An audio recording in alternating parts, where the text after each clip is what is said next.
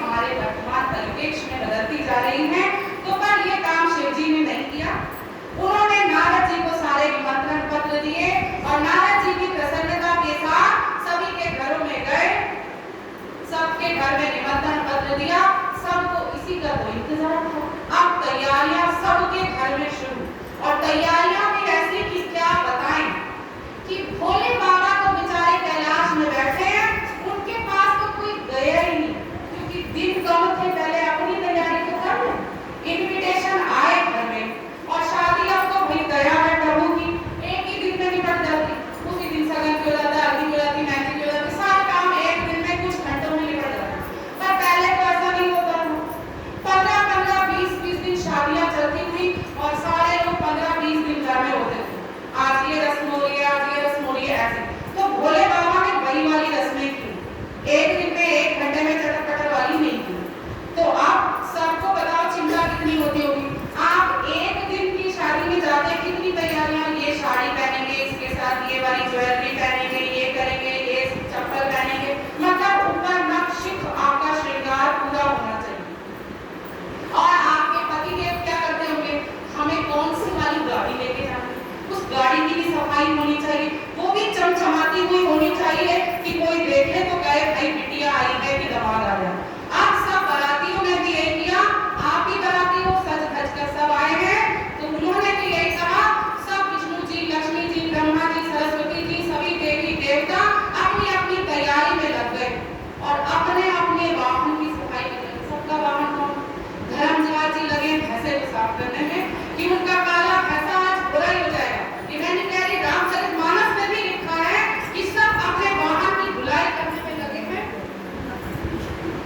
अरे कराती आए आज ये सब अपने वाहन की धुलाई कर रहे हैं। धर्मराज जी अपने भैंसे को रगड़ रहे हैं, विष्णु भगवान अपने वाहन को रगड़ रहे हैं, सबका श्रृंगार चल रहा है। और इस बारात की एक अजीब विशेषता हो, भोले बाबा के यहाँ मंगल गीत बज रहे हो या ना बज रहे हो, सारे बारातियों के घर बज रहे थे, सबके घर वाहन भी धुल रहे थे, गीत भी बज रहे थे, सब नाच भी रहे थे, सबकी तैयारी भी हो रही थी, और कैलाश को गए नहीं।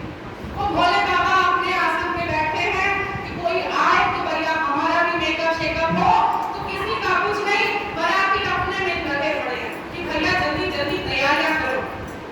अब भोले बाबा के घर बड़े परेशान कि सब लगे पड़े हैं अपने गाँव में, जिसको देखो सब अपने अपने घर में लगे हैं, यहाँ कौन आएगा हमारे घर को सजाने।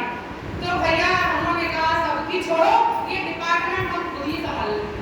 और सबसे बड़ी बात ये कि श्रृंगार क्या करें, कैसे कपड़े पहने, ये हमेशा अपनों से ही पूछना चाहिए। सच्चाई है, जब हम बाहर वाले से पूछते हैं ना, तो उसने आपको अभी तक देखा नहीं होगा, वो ये सोचेगा ये कपड़ा अच्छा लगता है कि ऐसा लगता है। दूर दूर बैठे हैं, उनको क्या पता। अब गण जी गए भोले बाबा के पास, प्रभु वो सब तो आने से गए, आप बताओ क्या करें। बोले जैसी तुम लोग की इच्छा हो करो। तो गणों ने कहा ठीक है, तो सबसे पहले अब भोले बाबा का मेकअप ही किया जाए। अब मेकअप की तैयारियां शुरू। अब सारे गण, अब गणों का मेकअप कैसा हो जरा सुनो। एक गण ने कहा कि जब से इन्होंने कामदेव को भस्म किया ना, इन्होंने जटाएं नहीं बांधी, इनकी जटाएं खुली है, सबसे पहले इनकी जटाएं बांधो। एक गण चढ़ गए, भोले बाबा की जटाएं बांधते बांधते बांधते वो इतनी ऊंची हो गई कि भाई मुकुट कर गया। अब मुकुट की कोई जरूरत नहीं, चंद्रमा साथ में है, गंगा जी है, मुकुट की और कोई जरूरत नहीं। तब तक दूसरे खड़े गण ने कहा अरे मुकुट तो लगा दिया, सेहरा तो बांधो। अब सेहरा क्या बला है, किसी को क्या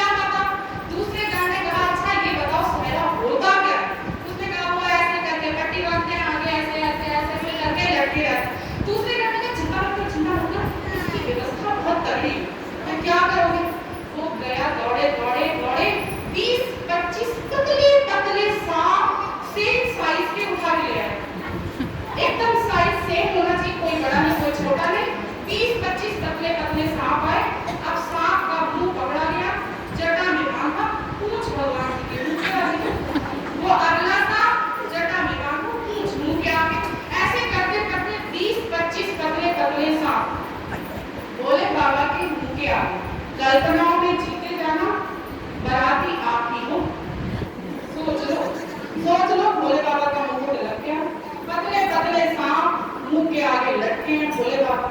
अब क्या करें? अरे इनके कानों में कुंडल तो पहनाओ। अब दो सांप मोटे मोटे पीले रंग के भैया सब ना सोने के आभूषण पहने, तो भोले बाबा को भी सोने में पहनाए, तो सोने का आभूषण मतलब पीला सांप। अब पीले सांप को लिया गया, उसकी पूंछ को घुमाया गया और फन को ऐसे अब भोले बाबा का कुंडल बन गया। अब आए भैया चलो मुंह का इतना मेकअप तो हो गया, अब गले का क्या करें? माला भी तो कोई पहननी चाहिए। कोई बात नहीं, हमारे भोले बाबा किसकी माला पहने? मुंडों की माला। ले आओ 10-15 खोपड़ियां लाओ और उसे गले में टांग दो। अब भोले बाबा ने भाई मस्त पहन लिए। अब ऊपर तो कपड़े पहनने में थे, अब कपड़ों की व्यवस्था कैसे की जाए? भैया भोले बाबा ने कहा शेरवानी मेरवानी तो पहनेंगे नहीं। अब भोले बाबा क्या करेंगे? जानवरों की छाल खाएंगे। अब आप छाल को छू कर देखो, मोटी होगी ना। अब उसमें ऐसा तो है कि धोती की तरह गांठ लगानी, छाल तो मोटी है। अब छाल यहाँ लपेटनी है, तो भैया छाल को यहाँ लपेटे कैसे? वो तो बहुत मोटी है। तो क्या कहा? एक घंटे कुछ नहीं, वो जो मोटा वाला सांप घूम रहा है उसको उठा के ले आओ, बांध दो, बेल्ट का काम करेगा। अब एक मोटा सा नाग लाया गया और छाल के ऊपर गांठ लगा के कस के बांध दिया। अब बेल्ट बन गई। अब भोले बाबा ने कपड़े भी पहन लिए।